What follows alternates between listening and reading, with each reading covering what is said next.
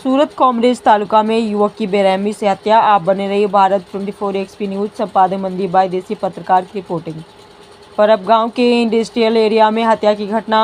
हत्या किए गए युवक का शव मिल के पास खुले मैदान में मिला। सिर पर धारदार हथियार मिला। हत्या का शक। पुलिस जांच में पता चला कि युवक का नाम दीपक मिश्रा है और वह मिल में रहता है। एलसीबी एसओजी टीमें और जिला पुलिस चीफ मौके पर पहुंची है। देखिए पूरी रिपोर्ट।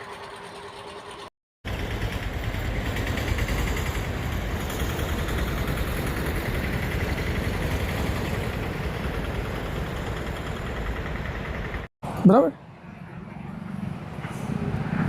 कामरेज पोलीस स्टेशन में ये परब गाम है एनी सीम में आज सवारे पुलिस ने एक माहिती मળી હતી कि एक व्यक्ति मरण जनार हालत में पड़ा है।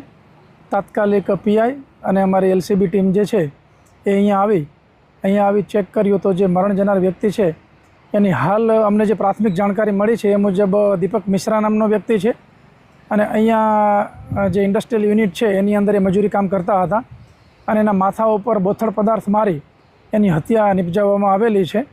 હજી પ્રાથમિક રીતે જ અમે અત્યારે જગ્યાનું સર્ચ અને અન્ય કરી રહ્યા છીએ।